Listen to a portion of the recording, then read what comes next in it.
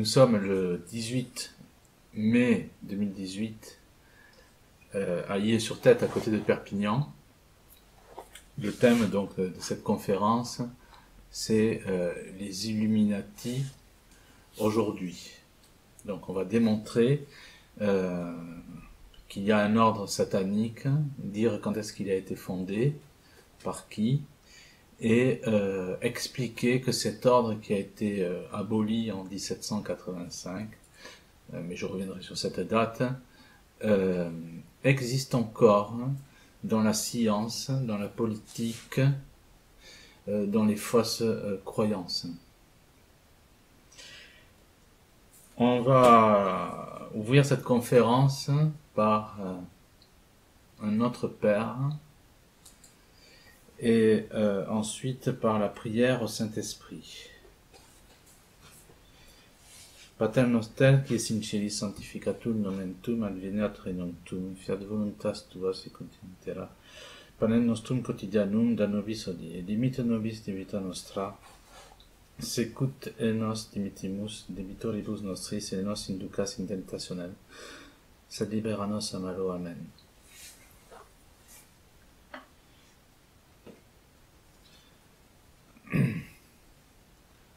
Venez, Esprit Saint, remplissez les cœurs de vos fidèles et allumez en eux le feu de votre amour. Envoyez votre Esprit, Seigneur, il se fera une création nouvelle, et vous renouvellerez la face de la terre. Prions au Dieu qui avait instruit les cœurs de vos fidèles par la lumière du Saint-Esprit. Donnez-nous par ce même Esprit de comprendre et d'aimer ce qui est bien et de jouir sans cesse de ces divines consolations par Jésus-Christ notre Seigneur, ainsi soit-il. Du Père, du Fils et du Saint-Esprit, ainsi soit-il. Amen. J'ai eu la présence d'esprit, je dirais, ou du moins le bon goût d'être accompagné pour cette conférence par Saint Antoine, et aujourd'hui donc à Illé-sur-Tête, par bonheur, l'église qui est fermée habituellement, les femmes de ménage faisaient le ménage, l'église était ouverte et j'ai pu faire mon rosaire à côté de Saint Antoine de Padoue, dans un petit côté de l'église, et de Sainte Jeanne d'Arc. Saint Antoine et Sainte Jeanne d'Arc étaient à côté dans l'église. Donc en tout cas, nous avons Saint Antoine avec nous. Voilà. Donc oui, pour la conférence,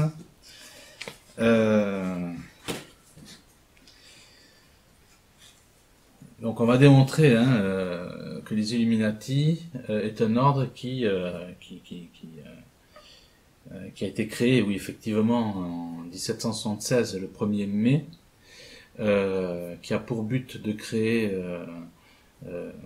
une république universelle, qui est une supramaçonnerie.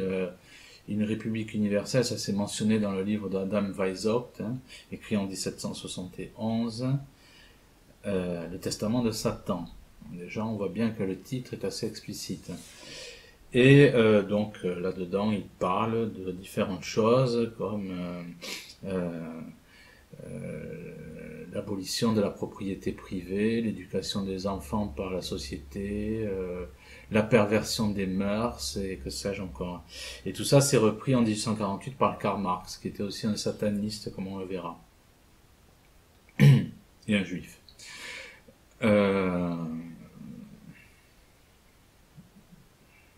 Ce n'est pas par antisémitisme que je dis qu'il est juif. C'est tout simplement pour démontrer que tout ne se finit pas avec la crucifixion du Christ, mais tout commence avec la crucifixion du Christ. Et ça aussi, on va le développer.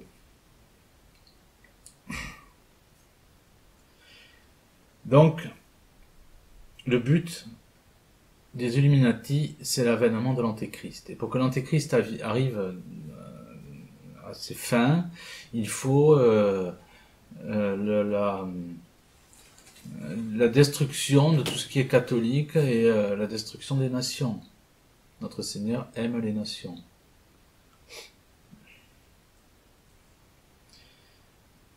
Et le but, effectivement, c'est la destruction des nations. C'est ce que fait l'ONU. L'ordre des Illuminati a été dissous en 1785. C'est un prêtre, le père Lance, qui est un père défroqué, qui a été foudroyé. On l'a découvert dans une sacoche qu'il transportait. Les plans d'une révolution qui devait commencer par la France, hein, et pour s'étendre dans le monde entier. Et le prince de Bavière en a averti effectivement le royaume de France, hein, qui n'a pas entendu, et on a vu les suites. Donc on a eu, je dirais, cette découverte, et on a eu la révélation par l'histoire de ce qui était écrit et prévu. Donc on va voir par ces exemples, par la science, par la politique, par les fausses croyances, d'une manière, je dirais, magistrale, que cet ordre des Illuminati, qui a été financé par les Rothschild, quasiment, plus de 200 ans après, vont retrouver les mêmes avec les mêmes plans. On prend un calque, si on superpose effectivement ce qui est écrit dans le livre de Weishaupt avec la politique d'aujourd'hui, perversion des mœurs des hommes politiques, là-dessus je pense qu'on ne peut pas trop discuter, c'est quand même une réalité flagrante. Destruction des nations, abolition de la propriété privée, recherche, enfin du moins volonté de faire éduquer les enfants par... on est en plein dedans. Et c'est aussi le livre de Karl Marx, qui était un sataniste et qui prêtait un culte à la déesse Shiloh, d'après ce qu'écrit le pasteur Wurmbrandt, qui est allé en prison en Roumanie. Où il écrit dans Marx et Satan que voilà, Marx était sataniste. Et dans le manifeste du Parti communiste écrit en 1948, nous sommes pile poil dans ces plans-là. C'est-à-dire que rien ne fait du hasard. Donc le but du jeu, c'est que pour que l'homme soit véritablement désarticulé, pour qu'il soit un pantin à la solde de ces suppôts de Satan, il faut qu'il perde la notion de Dieu, de la notion du surnaturel. Et pour ça, on va utiliser la science, on va utiliser tous les moyens. C'est tout simple. Donc, le père Don Luigi Villa, qui est décédé en 2012, qui travaillait au service de renseignement du Vatican, qui était le fils spirituel de Padre Pio, qu'il avait placé auprès du cardinal Ottaviani, enfin bref, dans ses, on va dire, services discrets du Vatican pour enquêter sur la franc-maçonnerie, explique que il y a la franc-maçonnerie, il y a les Illuminati, il y a les Rothschild, et au-dessus il y a Satan. C'est exactement ce qu'explique aussi cet officier de la marine canadienne, Guy Carr, dans Pion sur l'échiquier. Le livre écrit en les années 1950. Donc nous avons deux personnes qui sont des personnes, je dirais, des références sérieuses qui parlent de ça. Et qui disent les mêmes choses. Alors d'une manière concrète, pour la franc-maçonnerie, en 1887, il y a une pléthore d'exemples. Le périodique maçon Revista della Massoneria Italiana rapporte: la franc-maçonnerie considère Satan le Grand comme le maître véritable. C'est exactement ce qu'écrit aussi dans le testament de Satan Weishaupt. Nous avons comme ça aussi plusieurs cas. Enfin bon, ça sont comme aux États-Unis notamment, dans Morals and Dogma, il est écrit par un haut maçon que le dieu, enfin du moins de la franc-maçonnerie est Satan. Il s'agit de Pike, Albert Pike, qui était un général sanguinaire et franc-maçon. donc qui étaient des francs-maçons. Hein. Et lui disait que c'était un secret de la franc-maçonnerie, que pour les petits grades, on leur donnait des mauvaises interprétations et qu'ils ne sachent pas effectivement. Il y a un cas qui est très intéressant aussi pour bien démontrer l'évolution du monde. C'est celui du docteur Cecilia Gatto-Trocchi, qui est une anthropologue, hein, qui est décédée le 11 juillet 2005 en Italie, qui se serait suicidée. Cette personne était véritablement méritante parce que c'était quelqu'un d'une très grande intelligence, et elle explique que nous sommes passés d'une société avec une logique matérialiste et communiste à une spiritualité satanique et maçonnique. Alors ça, je le répète, une logique matérialiste et communiste à une spiritualité satanique et maçonnique. Donc on va bien voir que le communisme est satanique. Tout à l'heure. Aleister Crowley, qui était franc-maçon du 33e grade, qui a sacrifié, c'est lui qui l'écrit, hein, plus de 100 enfants par an dans les années entre 1912, pour être précis, 1928, et qui était franc-maçon du 33e degré, comme par hasard. Il écrit ça dans Magic in Theory and Practice, dans le chapitre 12. On prend ce cas pour expliquer que pour montrer que Aleister Crowley était un sataniste et donc il était franc-maçon. Donc on voit bien qu'il y a un rapport avec le pouvoir, si on prend ces cas-là. Et en tout cas, le cas d'Aleister Crowley montre, réalise, du moins concrétise ou illustre l'idée de Gatto-Trocchi de l'évolution d'un monde vers le satanisme. Et en plus, il est franc-maçon. C'est une personne qui a exécuté des enfants, et il y avait des crimes abjects. Enfin, je vous passe ça parce que c'est pas... Donc, on est bien dans une société sataniste. Ce que l'on va voir d'une manière pratique. Le satanisme au cœur de la politique. Alors ça démarre d'une manière, ça a toujours existé. Hein. Ça a toujours existé. On le voit d'une manière encore concrète dans les années 1580 avec Élisabeth Ier, donc d'Angleterre, qui n'était pas catholique bien sûr, et qui chargea John Dee, alias 007, d'entreprendre un voyage à Prague pour rencontrer le rabbin Lev, qu'il considérait comme le juif le plus puissant au monde. Le rabbin Lev est ce rabbin qui était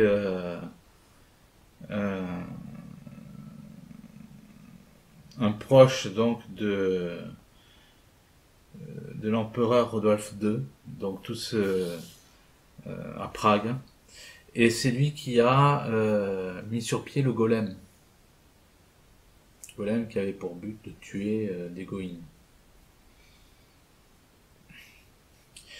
Et d'une manière là aussi assez intéressante, Don Luigi Villa explique que Benoît XVI,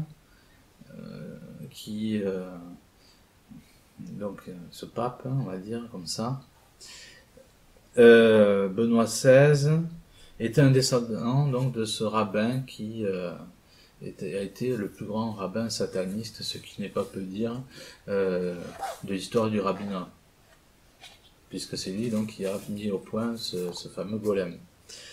Alors, ce qui est intéressant en tout cas, c'est que quand on regarde la mitre de Benoît XVI, il n'y a pas, quand il a été intronisé pape en 2005, en avril 2005, il n'y a pas un seul symbole catholique. Hein. Don Luigi Villa a étudié cette mitre, mais il y trouve le démon de l'Antiquité Pan, le dieu Pan, qu'on reconnaît de manière assez facile parce qu'il est à moitié nu. Il a une flûte, il a un double nez. Et vous retrouvez des mitres de Benoît XVI, comme par hasard, avec des étoiles de David. C'est un peu un sapin de Noël, sauf que c'est quand même un peu plus grave, comme décorum. Donc on voit bien qu'avec John Dee, la reine Elisabeth Ier, on est dans la Kabbale, etc., dans ce satanisme. C'est ensuite aussi un cas qui a retenu mon attention, celui de François Fechteux, qui décède en 2008, qui est un enseignant juif hongrois, donc de l'Institut d'études politiques à Paris, et qui affirme que la franc-maçonnerie est responsable de la Première Guerre mondiale. Il affirme ça dans un de ses livres, dont j'ai oublié le nom. C'est... enfin bon, c'est pas grave. Ensuite, on voit le cas d'Alex Jones, qui est un journaliste américain. En juillet 2000, donc, il va faire une enquête en se faisant passer pour l'équipe Bush. Et donc c'était en Californie, dans une forêt de séquoia, où entre ces arbres gigantesques, vous avez toute l'élite politique et financière américaine et du monde entier qui la nuit se promène à poil, en fait, voilà. Et avec tout ce que ça veut dire aussi. Et il filme donc on peut penser être un crime rituel au pied d'une chouette de 5 mètres. Donc voilà, on retrouve toute la classe politique là-dedans. C'est le Bohemian Club. Et vous y retrouvez tous les hommes politiques, les financiers, etc., etc. Et les droits d'entrée sont de $30 000 par an.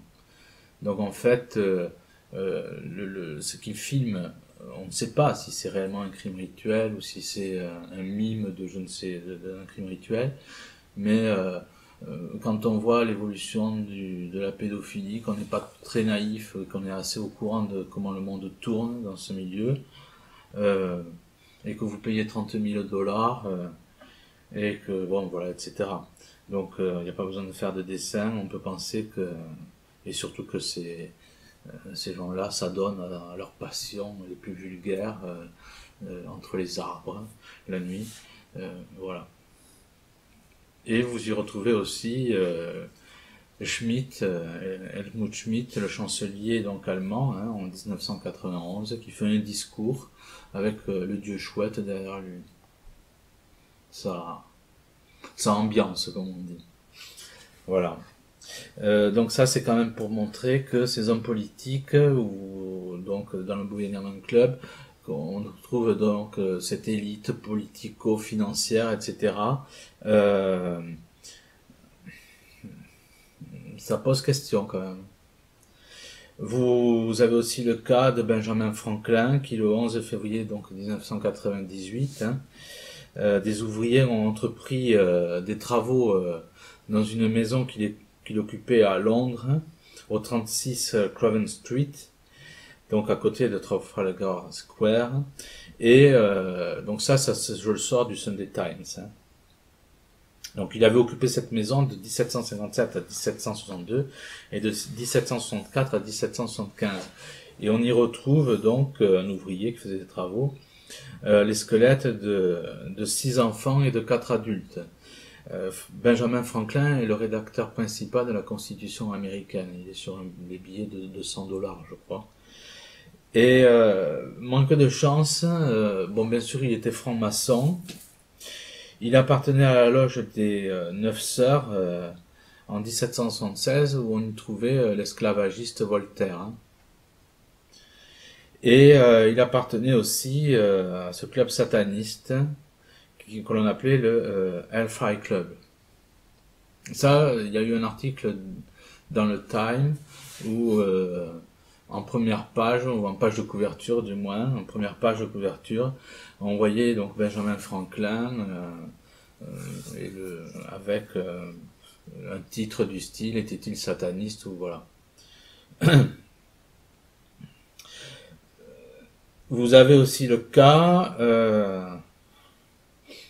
d'un juif, le frère juif franc-maçon Balsamo alias Cagliostro, qui est connu pour avoir monté l'histoire du collier de la reine Marie-Antoinette, la faisant passer pour une dévergondée. Bien sûr, venant de ces gens-là,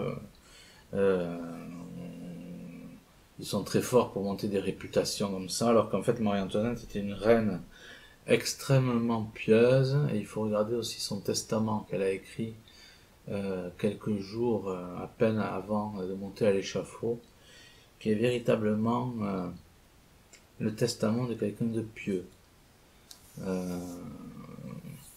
et de très grand courage. Et en tout cas, ce Cagliostro, lors d'un procès qui dura donc du 12 avril 1790 jusqu'au 21 mars 1791, on a appris effectivement qu'il avait fait un pacte avec le démon. Donc il avait été condamné à mort par le tribunal d'inquisition parce qu'effectivement, s'il a fait certainement un pacte avec le démon, il devait s'en suivre d'autres pratiques.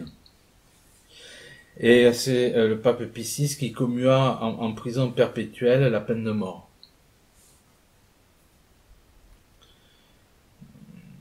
J'ai pas pour habitude de contester quand même la décision des papes, enfin des vrais papes dans le Vatican II, mais ça me soucie un peu quand même quand on gracie des gens comme ça.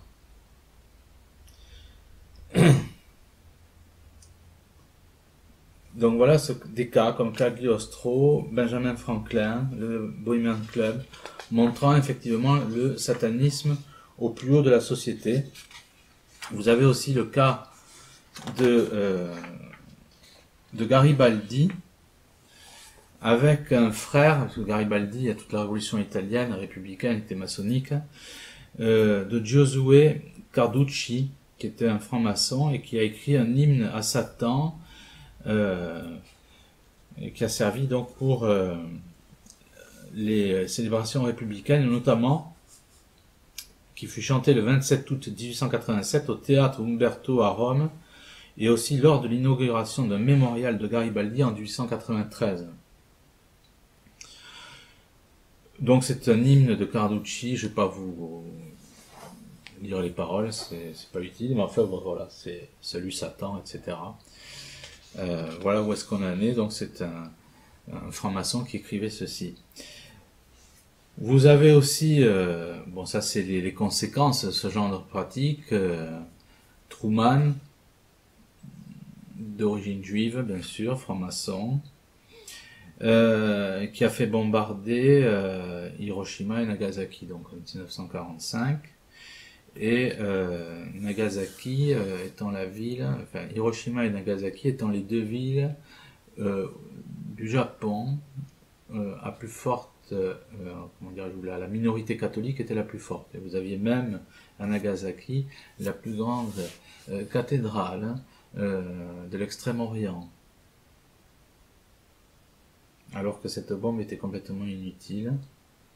Bien entendu, le but c'était de tuer du catholique.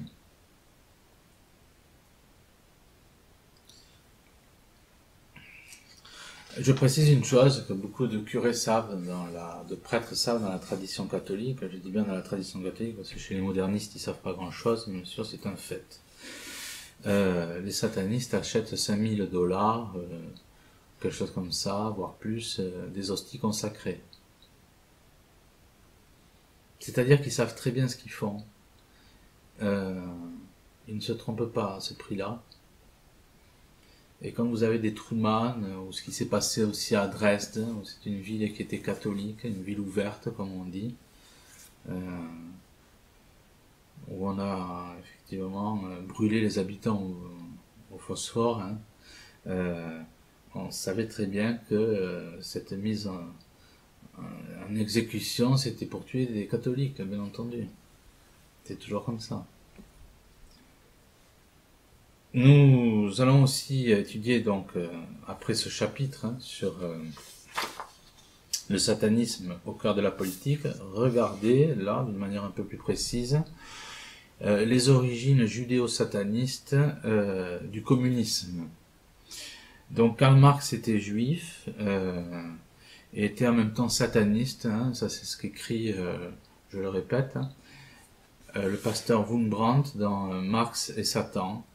Alors Marx disait « J'ai perdu le ciel, je le sais bien, mon âme naguère fidèle à Dieu a été marquée pour l'enfer. »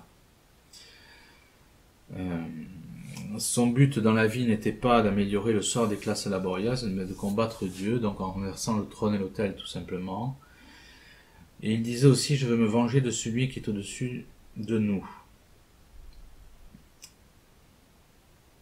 Ses écrits proprement lucifériens, donc le pasteur, ça s'est révélé par Richard Wurmbrand, hein, dans Marx et Satan, qui écrit aussi que donc il était un adepte effectivement de la déesse Shiloh et fréquentait la secte sataniste de Johanna Souskot. Il est très intéressant aussi de constater dans cette logique que Marx, c'est lui qui a révélé, qui a fait la célébrité, on va dire, du livre de Darwin de l'origine des espèces, qui a été écrit en 1859. Quand ce livre a été écrit, qui n'est pas du tout un livre scientifique, qui rien de tout cela, la librairie du musée d'histoire naturelle à Paris l'avait refusé, l'avait même pas pris. Ce livre faisait un flop, en fait, pour parler franchement. Et c'est Marx, pensant que la théorie développée par Darwin pouvait servir pour sa politique, qui l'a plébiscité.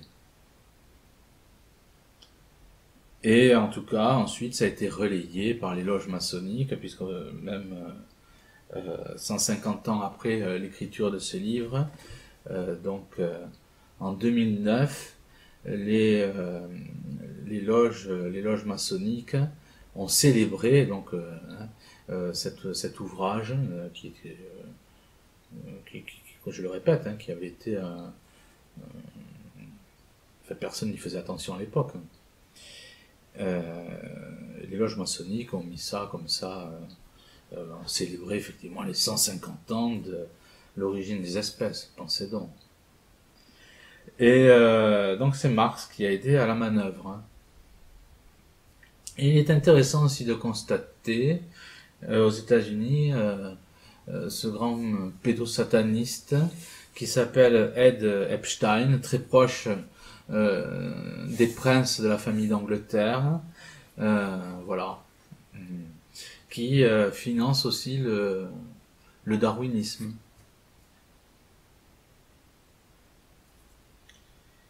Donc voilà, dans le cas de comment le communisme agit, c'est-à-dire que nous avons affaire, il faut aussi reprendre les déclarations de Lénine qui parlent de, très simplement, que le but du communisme, c'est de mettre fin à Dieu. Il y a comme ça plusieurs déclarations de Lénine. Et donc c'est une entreprise qui est anti-chrétienne, purement anti-chrétienne. Et on voit bien que donc ce communisme qui est anti-chrétien, en même temps, plébiscite des théories qui vont à l'encontre de la Bible, à l'encontre d'une réalité qui a toujours été constatée, c'est-à-dire que l'évolution n'existe pas. Et voilà. Et la franc-maçonnerie prend le relais.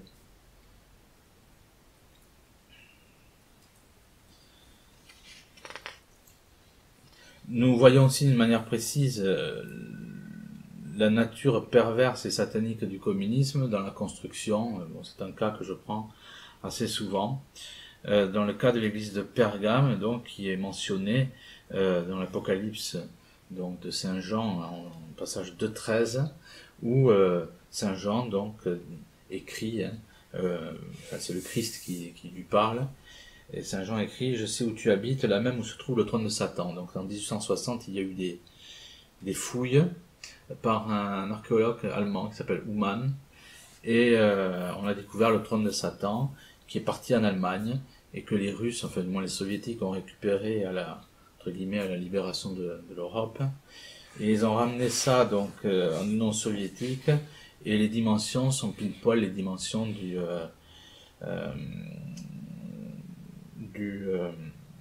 mausolée de Lénine, hein, qui a été construit donc en 1924.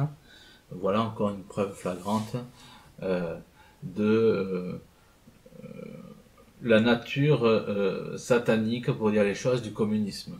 Et il faut là aussi se replonger à la Révolution française pour véritablement voir que prendre le cas des 600 000 Vendéens qui ont été tués, des 2 millions de Français, pour prendre une fourchette basse, pour prendre ces cas-là, pour bien montrer que il y a une volonté de tuer la création, tout simplement. Il y a un déchaînement vers la création, envers la nature, envers ce qui est beau aussi. Nous sommes dans la perversité la plus totale. Et comment on fait pour détruire ce qui est beau? Les mêmes qui ont créé le communisme, pour ne pas vous faire de dessin, sont les mêmes qui ont créé la pornographie. Là encore, pour rendre pervers les peuples. Dans un milieu catholique, avant ça se faisait comme ça. Quand on épousait une femme, on commençait par lui prendre la main quand on avait 2 ou 3 ans à l'école. Tout se passait comme ça. Hein. C'est une image un peu comme ça. Et en tout cas, cette image qui a existé, qui a été la réalité de nos campagnes en France, où on vivait d'une manière abstinente, on se fiançait, et on faisait tout dans les règles de notre mère l'Église. Mais maintenant, ce n'est plus le cas. Ce n'est plus le cas parce qu'il y a des gens qui pervertissent les mœurs. Et c'est très facile puisqu'on s'adresse à la chair.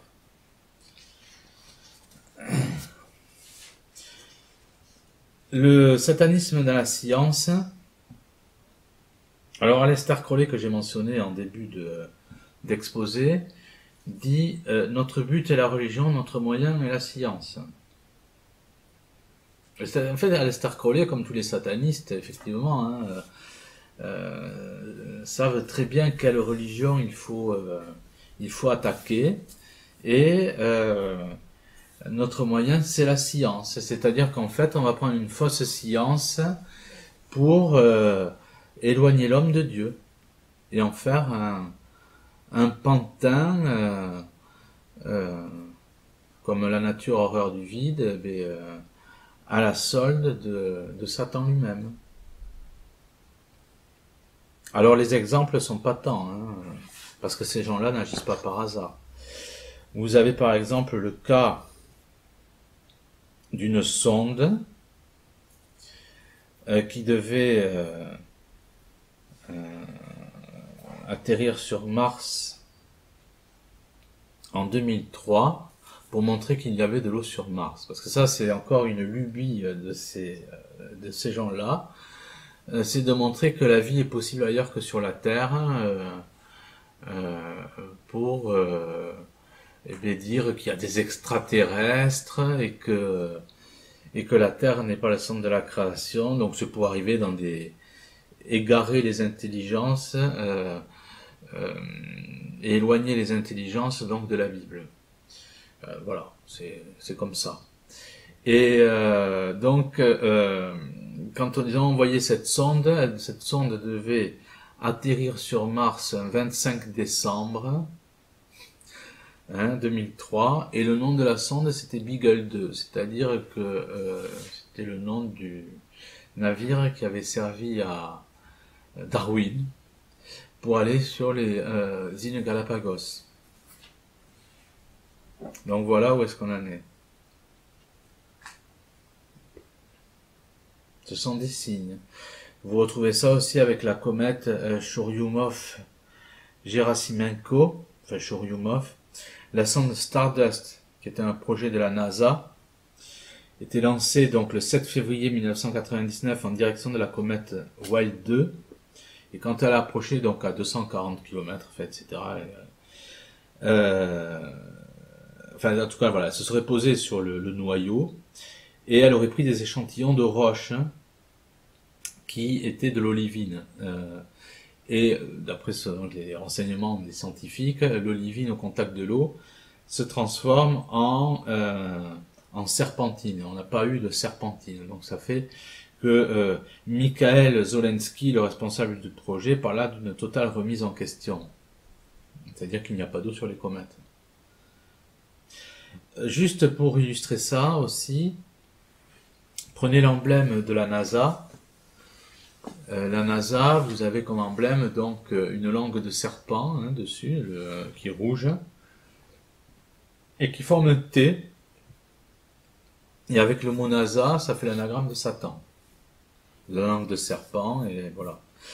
Et qui vous retrouvez aussi à la NASA, eh bien, des gens de cet acabit, n'est-ce pas, comme Jack Whiteside Parsons, qui avait le bon goût d'avoir des relations avec sa mère qu'il filmait, qui était un sataniste de haut niveau, enfin, scientifique et dans ce genre de pratique, parce que Parsons était le responsable du projet spatial, le responsable des carburants pour donc le projet spatial américain. Parsons espionnait pour le compte d'Israël aussi. Et quand il est mort, dans les années 40, tant que je me souvienne, un certain Guggenheim, donc proche des Rothschild, dit comme ça: il faut que l'on consacre le nom de Parsons à un cratère de la Lune. Mais pas n'importe quel cratère de la Lune, un cratère de la face cachée de la Lune. Et vous avez bien effectivement un cratère à Parsons sur la face cachée de la Lune. Ça donne des directions, vous voyez. Alors après, quand vous avez un scientifique comme Kent Ovint, qui est un bibliste qui très fort en physique, etc., qui a le tort d'évangéliser en démontrant la supercherie de l'évolution du darwinisme, ben on l'a mis en prison pour plus de 10 ans, en trouvant des faux prétextes. Et encore, on ne l'a pas assassiné. Mais il est interdit effectivement à la science de dire la vérité. Vous avez comme ça un scientifique américain qui était responsable du projet Hubble, qui était donc aux États-Unis, et il est mort en 2008. Et il s'appelait Alton Harp, A-R-P. Et lui donc c'est un astrophysicien de grande renommée. Je fais appel à mes souvenirs parce que j'avais pas prévu de parler de ça. Et Alton Harp donc doit partir en Allemagne. On lui ferme son laboratoire. C'est un très grand astrophysicien. Explique que toute une interprétation du spectre Doppler, disant que un astre, quand le spectre tend vers le bleu, autant que je me souvienne, c'est-à-dire que l'astre s'éloigne, et à contrario, le spectre tend vers le rouge, quand l'astre s'approche. Il a dit tout ça, c'est complètement faux. Et en plus, l'univers n'est pas en expansion ou quoi que ce soit. Il disait que l'univers était stable. Donc il allait à l'encontre de ce que l'on enseigne, cette fumisterie que l'on appelle le Big Bang. Et on a fermé son laboratoire. Voilà, vous avez des Kent Ovint, des Alton Harp et d'autres. Il y a eu aussi des expéditions qui ont été faites par l'armée américaine pour aller voir l'arche de Noé sur le mont Ararat, sans que ça se sache. Tout simplement parce que les Illuminati s'intéressent à ces questions-là, mais ne les divulguent jamais au peuple. Donc on voit bien par cette science-là que cette science, eh bien, comme le dit Aleister Crowley, notre but est la religion, parce qu'il faut tuer Dieu, et notre moyen est la science, parce que cette science qui est fausse, eh bien, éloigne de Dieu, effectivement. On reconnaît aussi les satanistes dans une croyance qu'ils ont pour la numérologie. Et ça, c'est très utile. Bon, c'est un livre que j'ai écrit, La numérologie secrète de la synagogue de Satan. Tout simplement parce que comme ils ne sont pas dévoués pour le vrai Dieu, ils tombent dans des croyances qui sont des superstitions. C'est toujours comme ça. Hein. Le démon tient ses adeptes par la superstition. Alors, on retrouve ça avec la numérologie, le chiffre 11 notamment. Alors, Aleister Crowley, qui condamnait, qui a exécuté plus de 100 enfants par an et qui était franc-maçon du 3e grade, questionnez-vous sur le fait que le pédosatanisme ne soit jamais condamné. En tout cas, oui, il disait que le chiffre 11 et le chiffre 13 étaient les deux nombres préférés des loges. Et c'est ce que vous retrouvez là aussi à travers l'histoire qui façonne notre monde. Les dates, par exemple, du 11 septembre 2001, c'est le chiffre 11. 11 ans, jour pour jour, avant cette date, pour la première fois, un président américain, en l'occurrence Bush, parle du nouvel ordre mondial. C'était le 11 septembre 1990. Voilà. Donc pour le 11 septembre 2001, quand il y a eu l'attentat sur les tours, il reste 111 jours jusqu'à la fin de l'année. Le 11 septembre est le 254e jour de l'année. 2 plus 5 plus 4 égale 11.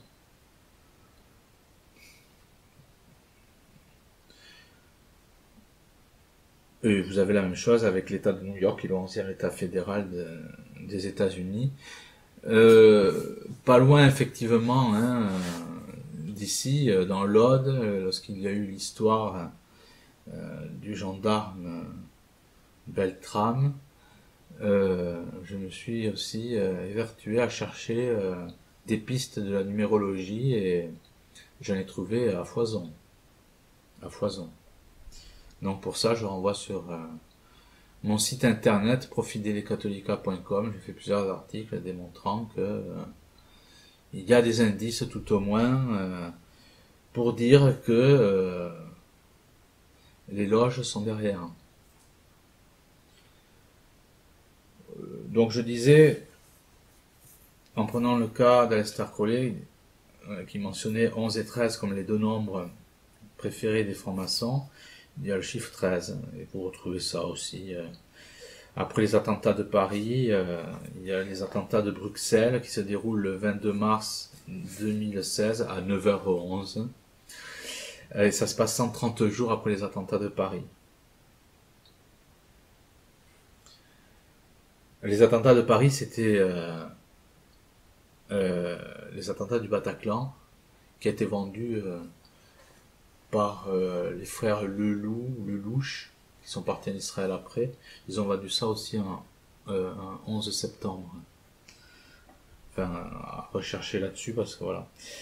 Et vous avez l'assassinat de Kennedy aussi, par exemple, qui se passe au 33e parallèle nord, à Dealey Plaza, à l'endroit où était à Dallas la première loge maçonnique.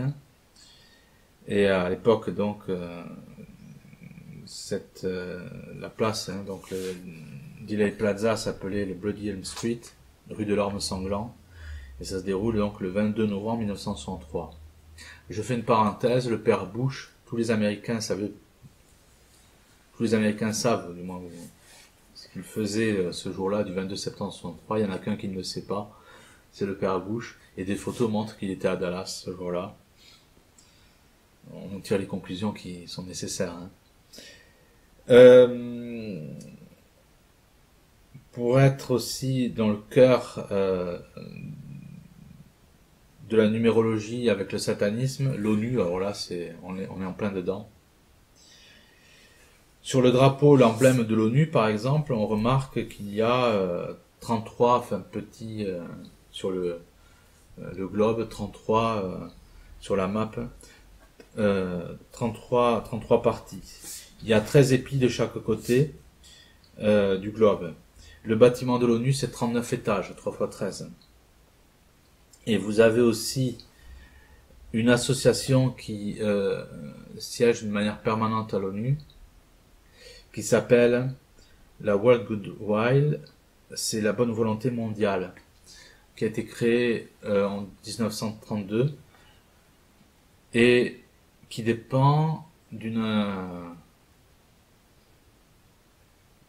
association, on peut appeler ça comme ça, ou d'une organisation plutôt, qui s'appelle la Lucy Trust, qui a changé de nom à Lucy Trust en 1922 et qui s'appelait la Lucifer Trust. Et qui a pour but donc la réduction de la population mondiale. Et donc la bonne volonté mondiale donc qui émane, je répète, d'une manière différente, qui émane de la Lucifer Trust, qui change de nom en Lucy Trust pour plus de discrétion en 1922, siège de manière permanente à l'ONU, où vous retrouvez ce nombre 13, etc. Et à l'ONU, vous y retrouvez aussi la chambre des méditations, ou ce qu'on appelle la chambre du Dieu sans visage. Autant vous dire qu'à l'ONU aussi, pour y être, il faut être franc-maçon. Donc, l'entrée de la chambre des méditations, où s'est recueilli le pape d'origine juive Paul VI, dans les années 60, est également donc appelée chambre d'initiation. Et donc l'entrée mesure 33 pieds de long sur 18 pieds de large, donc ça fait 3 x 6. Et au milieu de cette grande pièce est posée une pierre, donc la pièce fait 50 mètres carrés, et la pierre c'est une pierre en magnétite de Suède,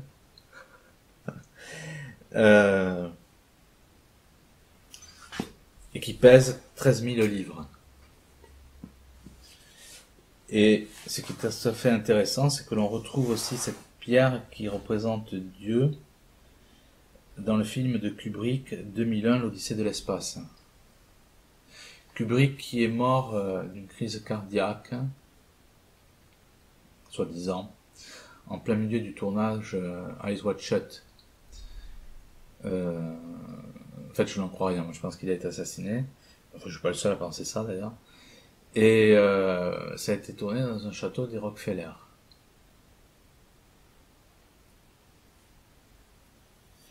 Il est intéressant de souligner que cette pierre que l'on retrouve à l'ONU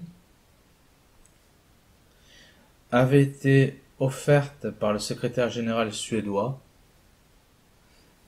Dag Hammarskjöld. Enfin non, il y a une suédoise ici, je ne sais pas prononcer le nom, c'est pour ça. Donc c'est un Dag Hammarskjöld, donc qui était secrétaire de général suédois, qui avait offert cette pierre, à l'organisation de la Lucifer Trust en 1957. Donc en fait, on voit bien qu'il y a la boucle se boucle en fait. Et on voit bien que la Lucifer Trust qui siège de manière permanente à l'ONU, par l'intermédiaire de la bonne volonté mondiale, est au cœur de cette pierre que l'on retrouve dans l'Odyssée de l'espace et d'un fameux Kubrick, où il y a tout lieu de le penser qui était certainement un Illuminati.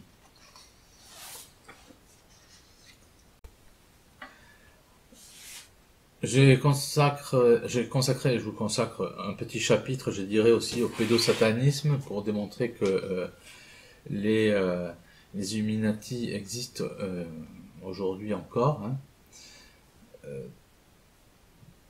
tout simplement parce que c'est leur manière de procéder. Quand vous êtes dévoué à Satan, ben, vous faites des sacrifices humains. C'est le retour au paganisme, tout simplement, que vous retrouvez chez les Incas, que vous retrouvez en Asie mineure ou à l'époque de Rome. Voilà. Donc c'est un retour au paganisme. Et vous retrouvez le fameux George Soros, qui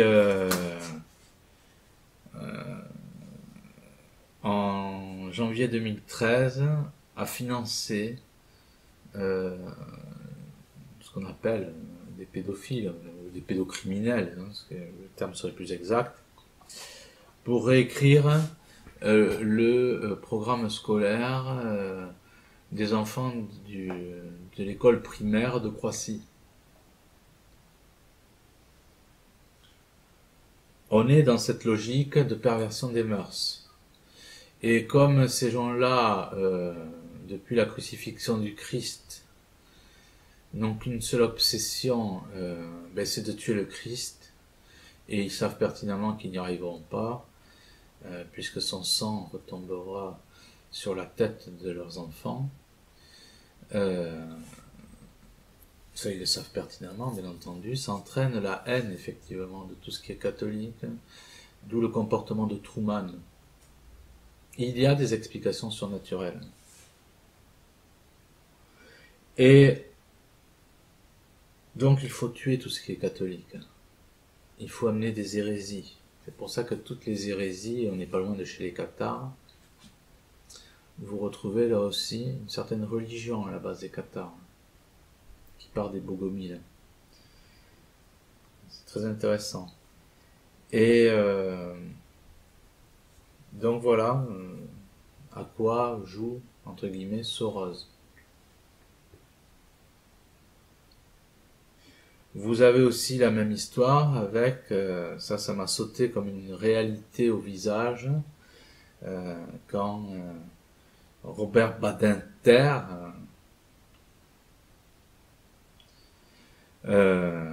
a défendu effectivement l'abolition de la peine de mort. Alors on avait monté en épingle l'histoire de Christian Ranucci, faisant de cet homme qui était le personnage principal du pull au vert rouge et qu'on disait complètement innocent et qui était le dernier condamné à mort en France. Il faut lire ce qu'a écrit de Beketch, entre autres, dans le Libre Journal, disant que cet homme était au cœur d'un réseau de pédosatanistes. Donc pourquoi le blanchir avec des mensonges, etc., etc. Ben, ce qui m'a sauté aux yeux quand j'ai écrit, parce que quand vous écrivez un livre, quelquefois vous ne savez pas ce que vous allez découvrir. Et là, ce que j'ai découvert, ce que j'ai vraiment compris en écrivant ce livre, Pédosatanisme et franc-maçonnerie, ce que j'ai vraiment compris, c'est que la peine de mort a été abolie, et je l'affirme, pour épargner les pédosatanistes, ni plus ni moins. On est dans une logique d'inversion des valeurs qui a pour but effectivement, encore une fois, de détruire la civilisation catholique.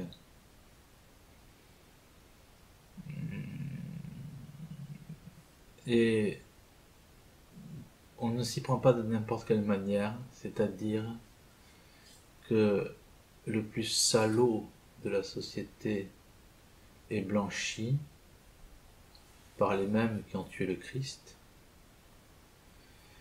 et la victime, c'est l'innocence, je dirais, la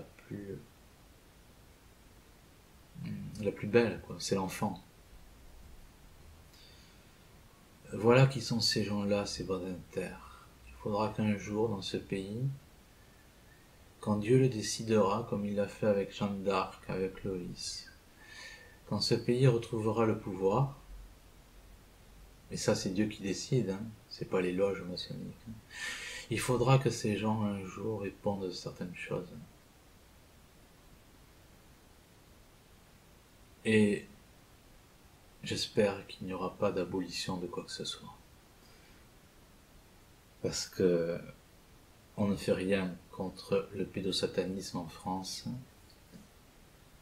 on ne fait rien pour l'innocence des enfants, comme le montre le cas de Soros et de Jack Lang. Toutes ces crevures plus abjectes les unes que les autres. Il faudra qu'un jour ce pays, pour qu'il se libère, mette un terme à cette classe politique de corrompus, mais à un point inimaginable. Inimaginable. Ce que Satan peut faire. À quel point l'homme qui voue un culte à Satan est capable de descendre dans l'horreur. Ça, c'est un défi du catholique aussi. C'est quand vous êtes catholique, soyez patient, soyez priant, soyez abstinent. Gardez votre pureté pour garder votre intelligence. Et autour de vous, propagez cette bonne parole avec la grâce de Dieu. Construisez des familles quand c'est possible, parce que malheureusement c'est pas toujours possible. Mais soyez priants, aimez votre Seigneur, montrez-lui cet amour. Parce que cette société qui est complètement décadente, il faut montrer quelque chose à notre Seigneur, lui montrer que voilà, il y a quand même des hommes qui l'aiment. Et ça, il faut être priant, il faut être soigneux dans sa spiritualité pour montrer que ben voilà, dans ce monde en décrépitude totale, ben, il y a des hommes qui disent que le Christ règne encore. C'est pas plus difficile. Hein. Ce combat, nous devons le mener d'abord avec nous-mêmes pour faire retarder la franc-maçonnerie et Satan et tout ce torrent de boue, hein, pour dire les choses comme ça. C'est pour ça que la Sainte Vierge disait que elle aimait les chrétiens de la fin des temps. Parce que c'est un vrai défi qui nous est lancé.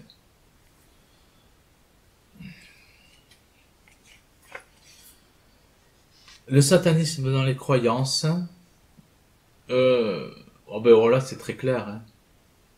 Prenez les ennemis du Christ, vous les trouvez dans toutes les sectes. Alors vraiment, il n'y en a pas une qui fait exception. Hein. Alors pour les témoins de Jéhovah, il y a un livre que j'ai traduit, Témoins de Jéhovah, les missionnaires de Satan, fondé par Russell, d'origine juive, homme d'affaires, condamné par sa femme, mis au tribunal parce que c'était un obsédé sexuel. Enfin bon, je vous renvoie en tout cas à ce livre, Témoins de Jéhovah, les missionnaires de Satan. Et vous retrouvez les témoins de Jéhovah qui collaborent au sein du FIREFIM, qui est une association dite philosophique ou des religions minoritaires, qui collabore donc avec la scientologie, donc c'est bien mentionné dans ce livre, avec la secte Wicca des sorcières, et les témoins de Jéhovah sont reconnus bien entendu religion officielle en Bulgarie, en Italie, en Norvège, et quand c'est pas les témoins de Jéhovah, ben, c'est la scientologie qui est reconnue comme religion officielle en Espagne, en 2008, où le siège est en face le Parlement espagnol. Dont le fils de Ron Hubbard, hein, donc le fondateur de la scientologie, disait que c'était véritablement une secte satanique.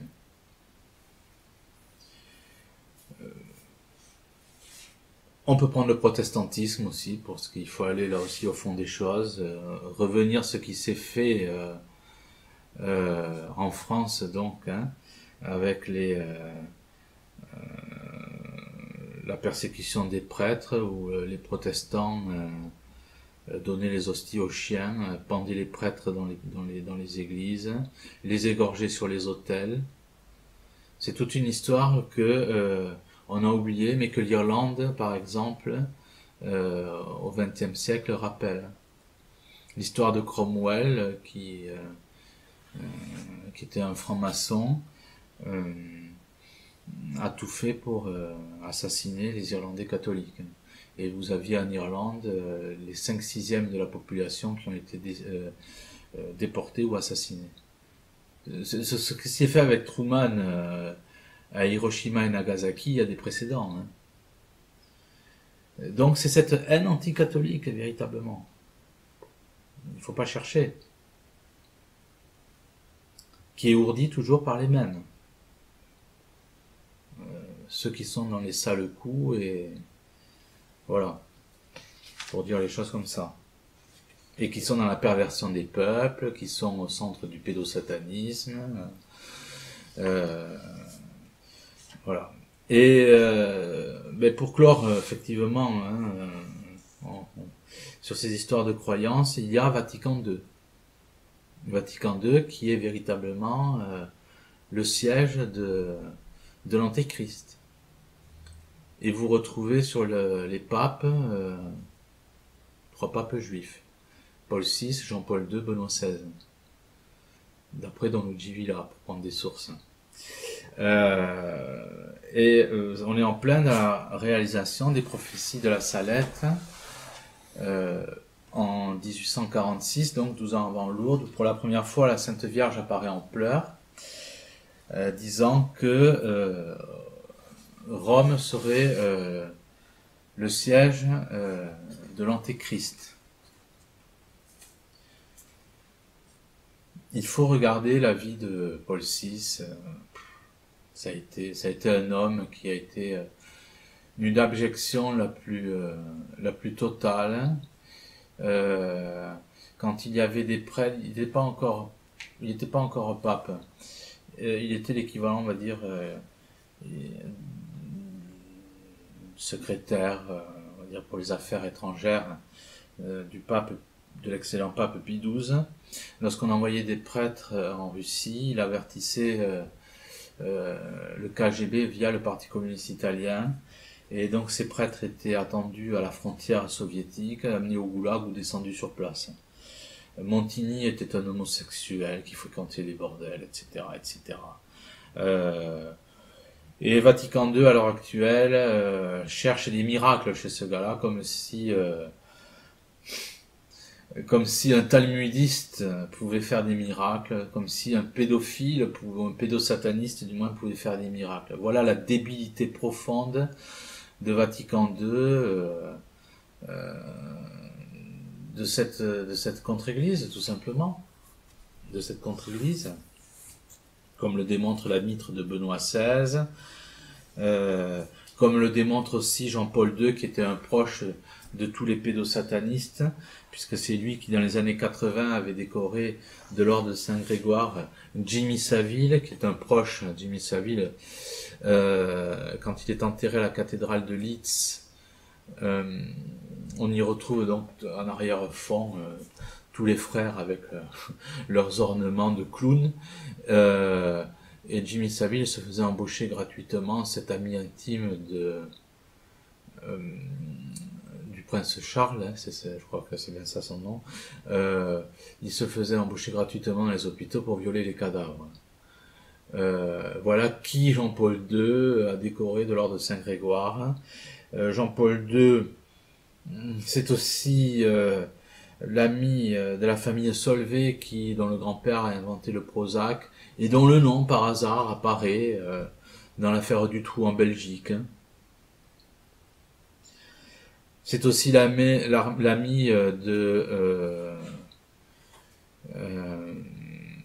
du cardinal Bernardin, qui, s'il avait été pape, aurait été le premier pape américain nommé par Jean-Paul II, et ce cardinal américain a amené des enfants au suicide parce qu'il les a complètement tourmentés dans ses délires sexuels.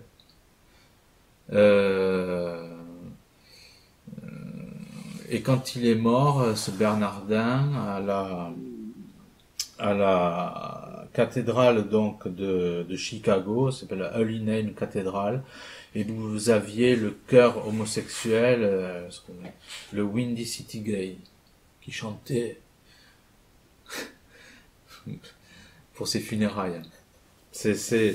Il faut reprendre aussi, c'était en 2008, je cite ça comme ça de mémoire, parce que ça m'amène aussi à penser à ça. C'était Benoît XVI, dans le gymnase Paul VI, je crois que c'est le nom du gymnase du Vatican, et il y avait des trapézistes torse nu qui faisaient des cabrioles et que sais-je. Et ces trapézistes avaient participé aux Jeux homosexuels de Barcelone.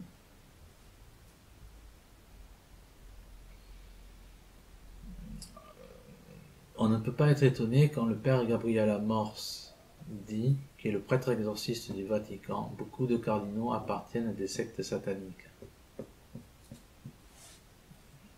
Bien entendu que on est au-delà aussi des cardinaux puisque les papes en sont.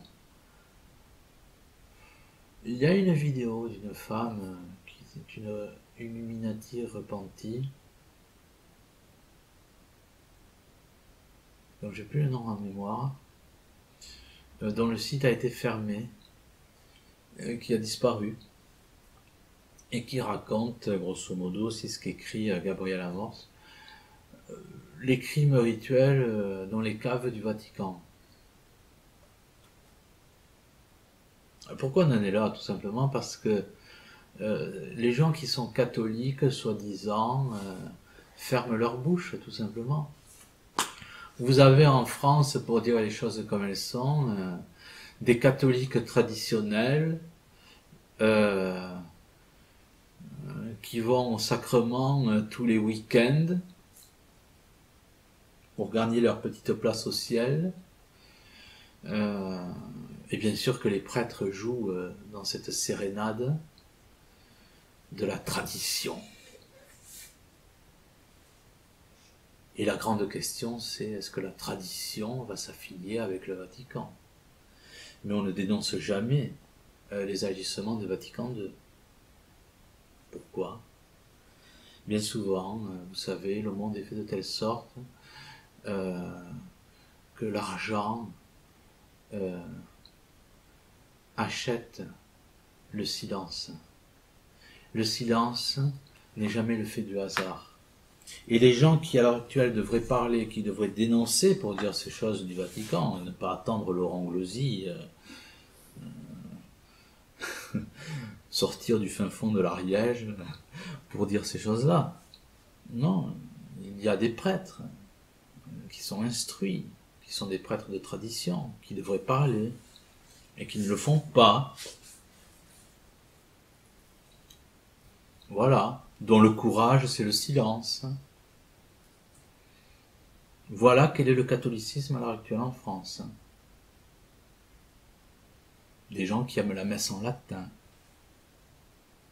pour faire du bien à l'âme, à leur âme. Voilà pourquoi Satan est fort.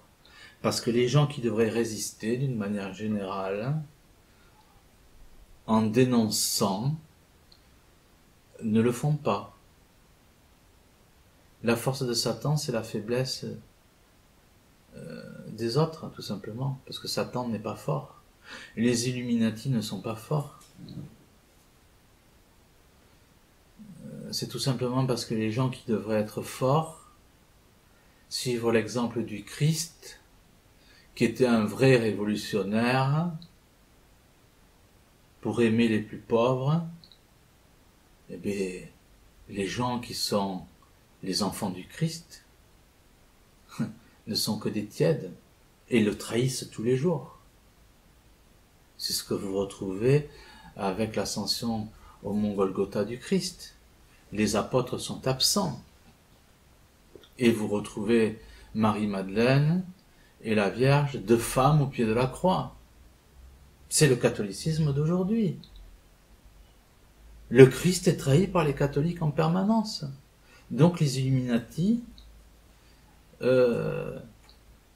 ont les mains libres, tout simplement. Ce qui s'est passé au mont Golgotha, avec la participation du peuple déicide, se confirme aujourd'hui, encore, avec ces mêmes gens, mais avec l'approbation des catholiques, et des catholiques les plus fervents. C'est pour ça qu'il est temps de réagir, et de prier, mais pas de prier comme un tiède, de prier comme un chevalier, de faire son chapelet tous les jours, et dans l'idée d'être un homme, de quelqu'un qui parle, avec des propos sensés, parce qu'il est inadmissible que le Vatican, qui a été pénétré, s'est laissé pénétrer avec l'aveuglement des catholiques. Et pourquoi j'en veux effectivement aux catholiques qui sont soi-disant des catholiques mais qui sont des pusillanimes? Mais tout simplement parce que comme l'Église catholique est la seule vraie religion, quand cette Église est en ordre de bataille, elle convertit et tout le monde l'écoute, y compris les musulmans et les juifs.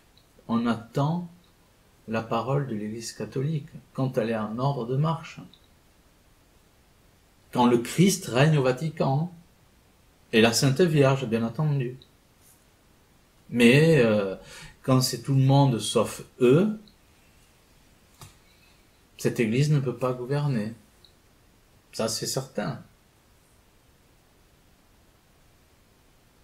C'est pour ça que même dans la tradition catholique, il y a un comportement pusillanime qui est, c'est ma conclusion,